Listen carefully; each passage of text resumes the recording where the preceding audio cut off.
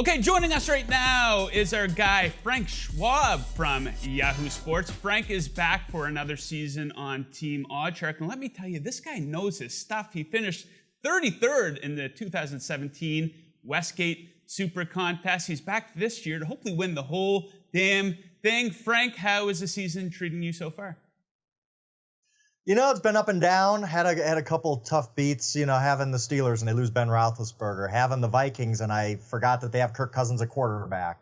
So it's one of those seasons so far, 500, but hoping to improve that as we go on, learn more about these teams. The NFL it's just everything's razor's edge.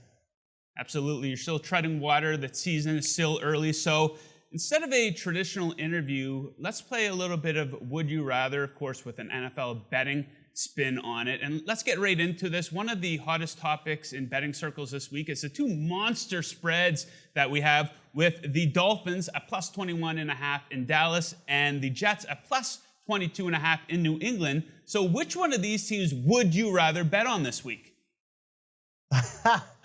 This is a tough one because you're going to feel bad about yourself no matter which team you take. If you're holding that ticket, you're going to feel bad about yourself probably in the middle of the first quarter. I'd have to pick the Dolphins, I suppose. At least they have a somewhat competent quarterback. I'm not sure Luke Falk is that guy.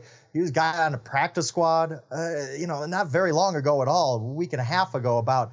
So I just don't know that this Jets team on short rest is really all that motivated, that competent, can go in and even compete.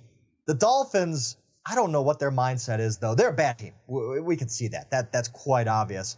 And you trade Minkah Fitzpatrick, and you just wonder, do they just pack it in? Are they going to even care? I guess I have to pick the Dolphins just because, again, at least maybe you could get in the back door with Fitzpatrick or Rosen, leading a late drive. But either one of these teams. There's a reason you don't have to pick every game. You do not have to. There's nothing that says you have to play every single game.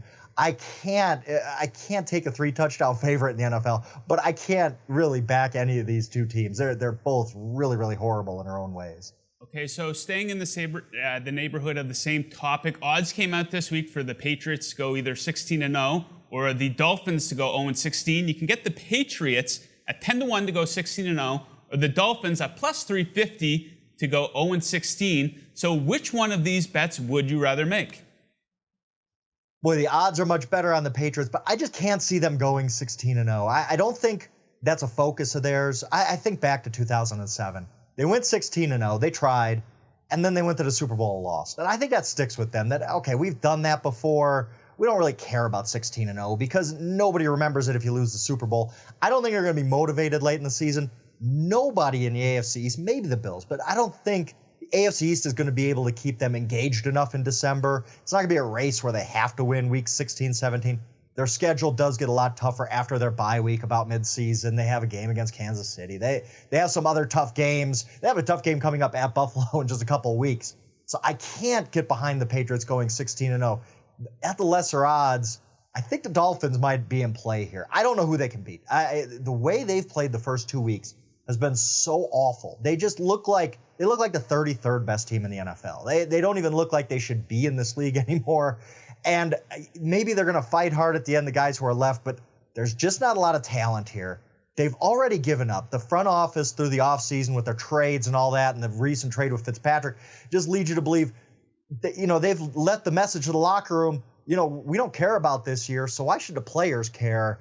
I don't think they're going to be very motivated. This does look like a team that can make a run at 0-16. The Patriots are really good, but I don't think they get to 16-0. That's a tough ask. It's not as tough of an ask for the Dolphins to go winless this year. Frank, what would you rather do? Fight a random person every single day for a week, a mix of both wimps and tough guys, or allow a random person to sleep on your couch every single day for a month?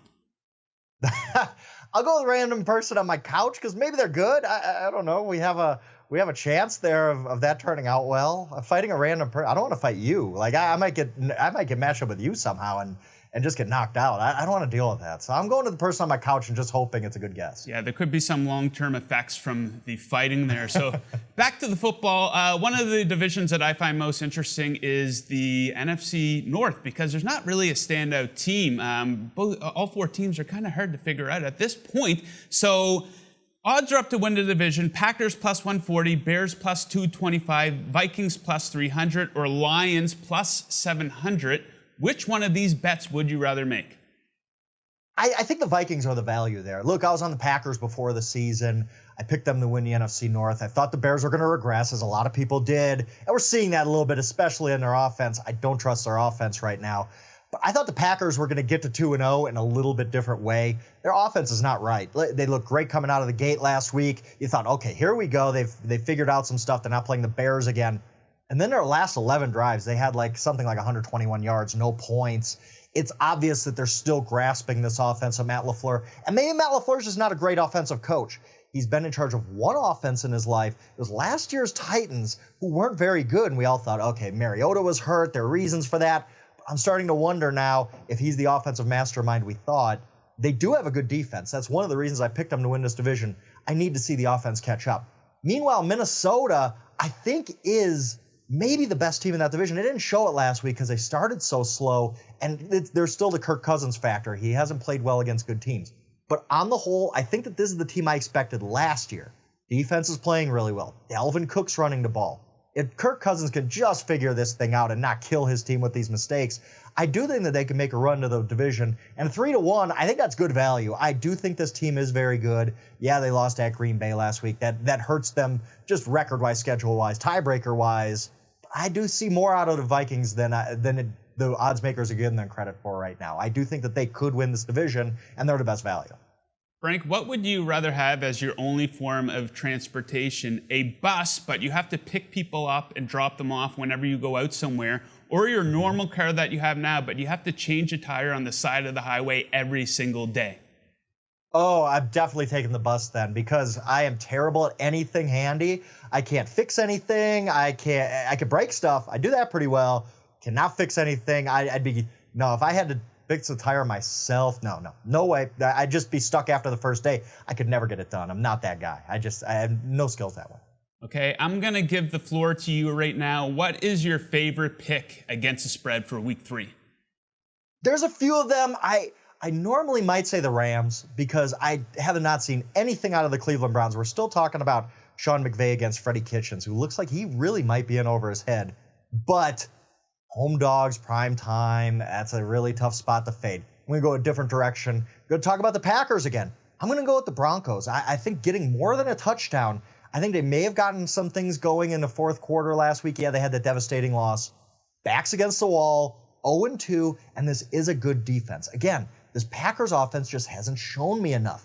I don't know that they're going to be able to score enough points to cover that high of a spread. I don't love this Broncos team. I thought they looked terrible in week 1, but they did play better in week 2. I just think that spread's a little high. I think that the Packers haven't shown it to me yet. Great 2-0 start on paper, because the tiebreakers, all that kind of stuff. You beat the Bears, you beat the Vikings. That's a fantastic start. But when you watch this team, something's lacking still. I think that's going to be exposed a little bit on Sunday. I don't think the Broncos win necessarily, but I do think they keep it close. I just don't trust the Packers yet to cover that big of a spread. Frank, tell guys in Bets Nation where we can find your work, specifically your great article that comes out every single Friday. Yeah, absolutely. It's yahoo.com/NFL for anything I write, which is everything this time of year. There's so much going on in the NFL. And then my Friday picks come out every Friday morning, obviously. I have my Twitter pick for the Thursday night game. I'm on the Titans tonight. And you can just follow me at Yahoo Schwab on Twitter. I'm always talking. I'm happy to talk any action. Love it. Love that part of the game. Hopefully the Super Contest week goes well for me. But yeah, at Yahoo Schwab is probably the best spot for me on Twitter. Frank, thank you very much for joining us. All the best this week, and good luck in week 3. Absolutely.